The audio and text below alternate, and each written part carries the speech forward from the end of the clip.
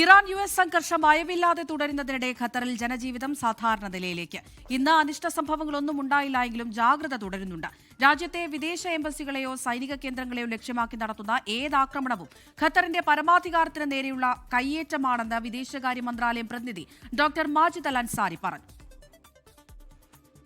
ആശങ്കയുടെയും ആക്രമണ ഭീഷണിയുടെയും 4 ദിവസങ്ങൾക്ക് ശേഷം ഖത്തർ സാധാരണ നിലയിലേക്ക് മടങ്ങുകയാണ്. സർക്കാർ പൊതുമേഖലാ സ്ഥാപനങ്ങളും സ്കൂളുകളും വിദൂര സമ്പ്രദായത്തിലേക്ക് മാറിയിട്ടുണ്ടെങ്കിലും കടകളും സ്ഥാപനങ്ങളും സാധാരണ നിലയിൽ തുറന്നു പ്രവർത്തിക്കുന്നുണ്ട്. അടിയന്തര സുരക്ഷാ മാർഗനിർദ്ദേശങ്ങൾ പാലിച്ച് അത്യാവശ്യങ്ങൾക്കായി പുറത്തിറങ്ങാൻ അനുമതിയുള്ളതിനാൽ നമസ്കാര സമയങ്ങളിലും നോമ്പുതുറയ്ക്കും ആളുകൾ ഒത്തുകൂടുന്നുണ്ട്.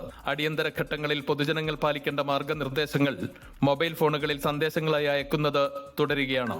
ഇതിനിടെ ഖത്തറിലെ തന്ത്രപ്രധാനമായ കേന്ദ്രങ്ങളെ ലക്ഷ്യമാക്കി ഇറാൻ നടത്തിയ ആക്രമണങ്ങളെ ഖത്തർ വീണ്ടും ശക്തമായി അപലപിച്ചു. US സൈനിക താവളങ്ങളെ ലക്ഷ്യമിട്ടാണ് ആക്രമിച്ചതെന്ന ഇറാന്റെ വാദം അടിസ്ഥാനരഹിതമാണെന്നും ഇത് വ്യക്തമായ അതിക്രമത്തെ ന്യായീകരിക്കാൻ ശ്രമിക്കലാണെന്നും ഡോക്ടർ മാജിദ് അൽ അൻസാരി പറഞ്ഞു. ഖത്തറിന്റെ താൽപര്യങ്ങളെയോ വിദേശ എംബസികളെയോ സൈനിക കേന്ദ്രങ്ങളെയോ ലക്ഷ്യമാക്കി നടത്തുന്ന ഏതാക്രമണവും പരമാധികാരത്തിന് നേരെയുള്ള ലംഘനമാണ്. മുൻകൂർ മുന്നറിയിപ്പില്ലാതെ നടന്ന ആക്രമണത്തിൽ ഖത്തർ അപ്രതീക്ഷിതമായി പെട്ടുവെന്നും ആക്രമണം സൈനിക കേന്ദ്രങ്ങളിൽ മാത്രം ഒതുങ്ങാതെ പൊതുജനങ്ങൾക്കായുള്ള അടിസ്ഥാന സൗകര്യങ്ങളെ ബാധിച്ചതായും അദ്ദേഹം പറഞ്ഞു. ഖത്തർ സായുധ സേന രാജ്യത്തെ സംരക്ഷിക്കാൻ പൂർണ്ണ സജ്ജമാണെന്ന് ആദ്യ ദിനം മുതൽ തന്നെ തെളിയിച്ചതായും അദ്ദേഹം കൂട്ടിച്ചേർത്തു. ഉംസൈദ്, റാസലഫാൻ മേഖലകളിലെ ഊർജ്ജ വ്യവസായ സമുച്ചയങ്ങളാണ് തിങ്കളാഴ്ച നടന്ന ആക്രമണങ്ങളിൽ ഇറാൻ ലക്ഷ്യമാക്കിയതെന്നും എന്നാൽ പെട്ടെന്ന് ആവശ്യമായ നടപടികൾ സ്വീകരിച്ചതിനാൽ വലിയ നാശനഷ്ടങ്ങൾ ഒഴിവായെന്നും അദ്ദേഹം പറഞ്ഞു. വ്യോമമേഖല അടച്ചതിനെ തുടർന്ന് ഏകദേശം 8000 ട്രാൻസിറ്റ് യാത്രക്കാരാണ് ഖത്തറിൽ കുടുങ്ങിക്കിടക്കുന്നത്.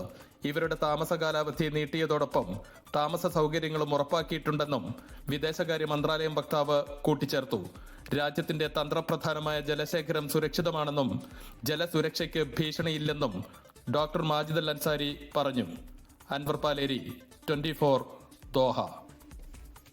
ലോകത്തെവിടെയായാലും ഏത് സമയത്തും 24 വാർത്തകളും ഓഗ്മെന്റഡ് റിയാലിറ്റി പാക്കേജുകളും എക്സ്പ്ലെയിനറുകളും വിശദമായി കാണാൻ ഞങ്ങളുടെ യൂട്യൂബ് ചാനൽ നിങ്ങൾക്ക് സബ്സ്ക്രൈബ് ചെയ്യാം.